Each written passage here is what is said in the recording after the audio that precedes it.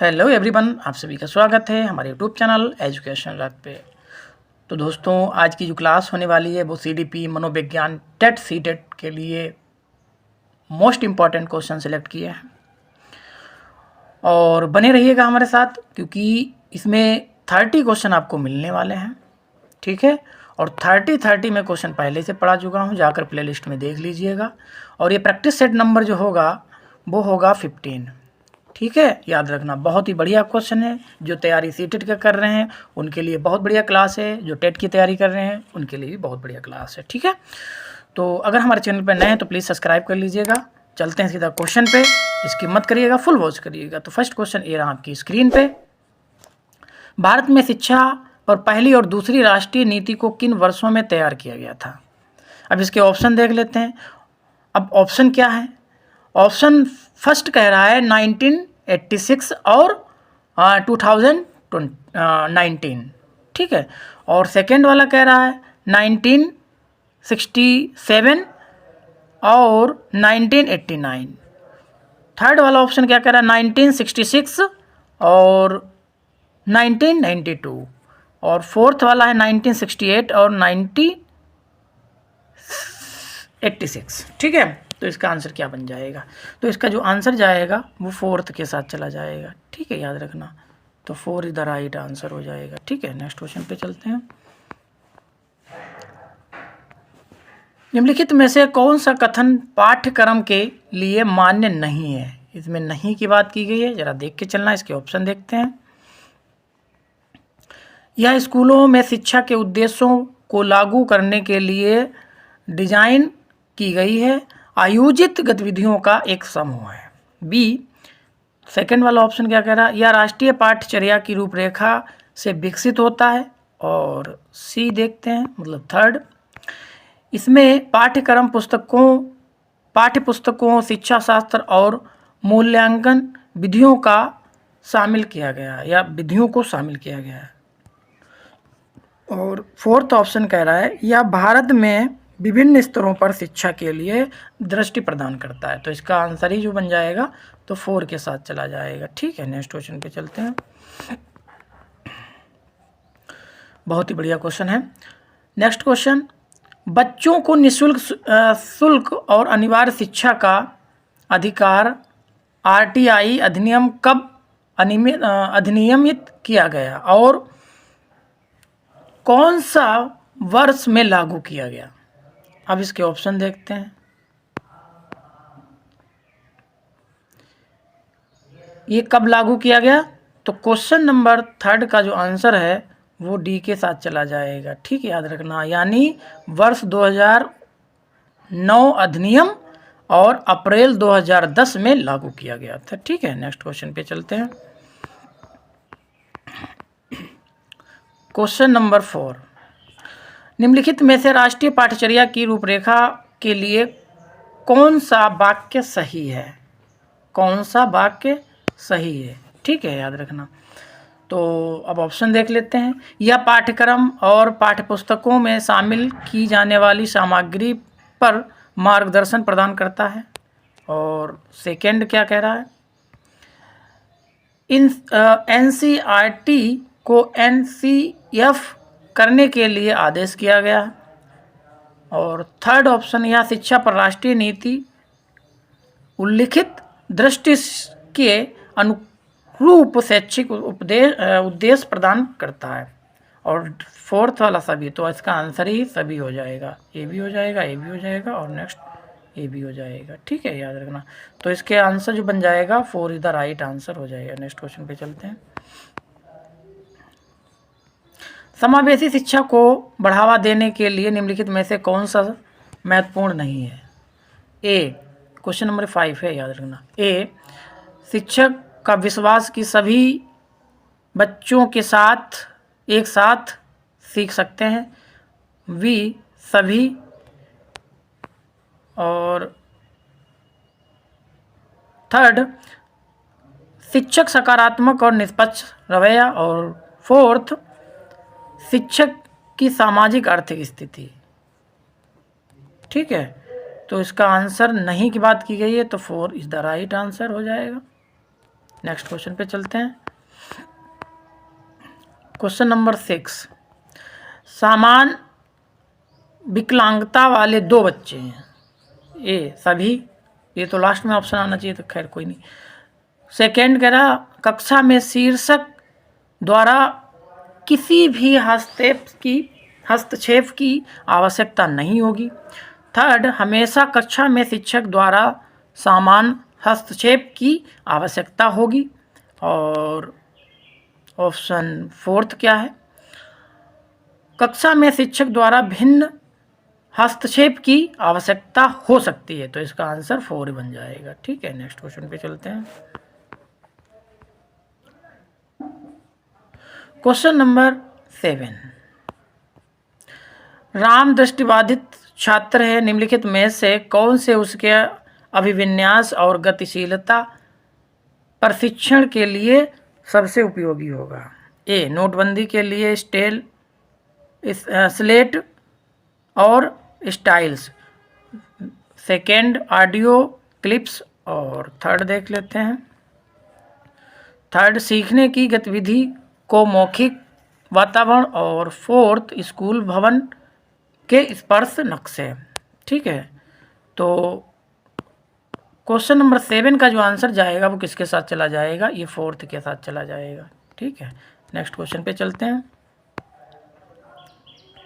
Question number 8, यहाँ पे 8 लिखना। ठीक है, क्वेश्चन नंबर 8, तो इन सभी को छोड़कर UDL सिद्धांत है। ए, काम करने की कई साधन। वी मतलब सेकेंड, व्यवहार प्रबंधन में कई साधन। थर्ड, प्रस्तुति के कई साधन। और फोर्थ, अभिव्यक्ति के कई साधन। तो इसका आंसर 8 का आंसर ये सेकेंड के साथ चला जाएगा, व्यवहार प्रबंध के कई साधन। ठीक है, नेक्स्ट क्वेश्चन पे चलते हैं। क्वेश्चन नंबर 9, NEP 2020 स्कूली शिक्षा के मौजूदा 10+2 डिज़ाइन किसमें बदलने का प्रस्ताव रखा है। ए, 5+3+4। सेकेंड, 3+5+3+5। और थर्ड, 5+3+3+4। इनमें से कोई नहीं 4। तो इसका आंसर क्या बन जाएगा 9 का, ये थर्ड के साथ चला जाएगा। ठीक है, 5+3+3+4। ठीक है, नेक्स्ट क्वेश्चन पे चलते हैं। क्वेश्चन नंबर 10, विकलांग व्यक्ति अधिनियम 2016 RPWD अधिनियम 2016 समावेशी शिक्षा को शिक्षा की एक प्रणाली के रूप में परिभाषित करता है जिसमें विकलांगता और बिना विकलांगता वाले छात्र शामिल हैं। तो क्वेश्चन नंबर 10 का जो आंसर है देखें क्या बन रहा ऑप्शन। एक ही स्कूल में भाग ले लेकिन विकलांगता वाले छात्र अलग कक्षाओं में सीखते हैं। वी, एक साथ सीखने और शिक्षण और सीखने के प्रणाली समान बनी हुई है। और थर्ड, एक साथ सीखें और सीखने की प्रणाली प्रयुक्त रूप से अनुकूलित है। तो इसका आंसर सेकंड के साथ चला जाएगा, 10 का आंसर सेकंड के साथ चला जाएगा। ठीक है, नेक्स्ट क्वेश्चन पे चलते हैं। क्वेश्चन नंबर 11, इनमें से कौन एक प्रभावी सहायक की विशेषता नहीं है। ए, निर्णय लेने में मदद करना। वी, व्यवहार परिवर्तन को सुकर बनाना। थर्ड, भावनाओं की समझने को सुकर बनाना। और व्यक्ति, और फोर्थ वाला व्यक्ति के लिए समस्याओं का समाधान करना। तो क्वेश्चन नंबर 11 का आंसर किसके साथ चला जाएगा, ये 4 के साथ चला जाएगा। ठीक है, तो 4 इज द राइट आंसर हो जाएगा। नेक्स्ट क्वेश्चन पे चलते हैं। क्वेश्चन नंबर 12, निम्नलिखित में से कौन से संवेदनशील शिक्षक की विशेषता है। ए, आलोचक और मूल्यांकन से आहत होना। वी, स्वयं की आवश्यकताओं के प्रति सचेत रहना। और थर्ड, हर समय स्वयं और दूसरों की निगरानी करने में सक्षम होना।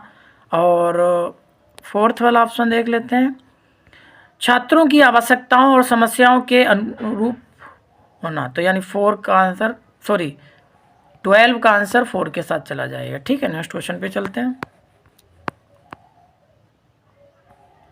क्वेश्चन नंबर 13, छात्राओं के लिए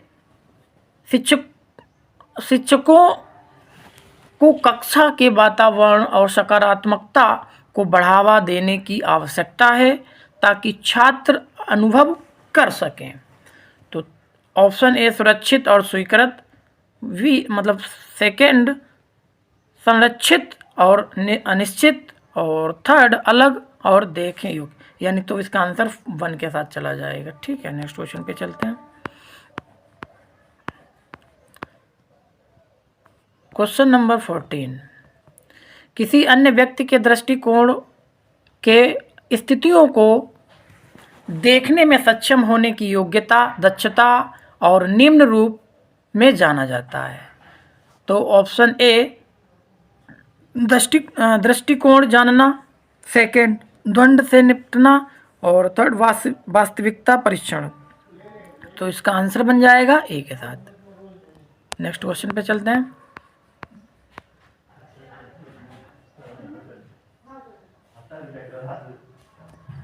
तो क्वेश्चन नंबर 15 चला जाए, किसके साथ जरा देखते हैं 15 क्वेश्चन है क्या। एक शिक्षक संवेदनशीलता के गुण और चरित्र दर्शा सकता है। ए दूसरों की भावनाओं के विचारों से अवगत होकर, बी दूसरों की राय लेकर, और इतने बता दो, चलो ये फर्स्ट वाला आंसर हो जाएगा। ठीक है, 15 का आंसर फर्स्ट के साथ चला जाएगा। ठीक है, नेक्स्ट क्वेश्चन पे चलते हैं।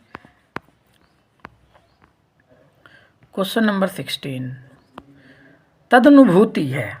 ए किसी और की तरह महसूस करना और सोचना, बी अपने और दूसरे से तर्क करना, और थर्ड अपने स्वयं को समझना, और फोर्थ दूसरों के लिए खेद महसूस करना। तो इसका फर्स्ट आंसर हो जाएगा। ठीक है, नेक्स्ट क्वेश्चन पे चलते हैं। क्वेश्चन नंबर 17, बच्चों के समूह के बीच दृढ़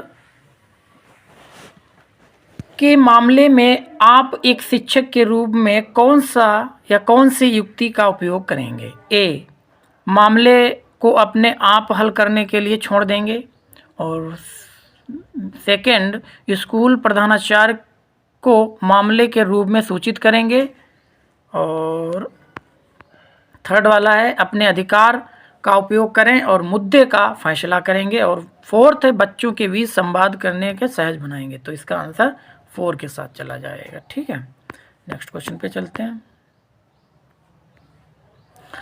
स्कूल कक्षाओं में स्वास्थ्य वातावरण को बढ़ावा देने के लिए शिक्षकों के गुण और कौशल इस प्रकार हैं। ए संवेदनशीलता और देखभाल, बी संवेदनशीलता और आकांक्षा, और थर्ड संवेदनशीलता और नियंत्रण। तो इसका आंसर फर्स्ट के साथ चला जाएगा। ठीक है, तो साथियों इतने क्वेश्चन थे। तो मिलेंगे नेक्स्ट क्लास में। इस वीडियो को ज़्यादा से ज़्यादा शेयर भी कर दें। Thank you.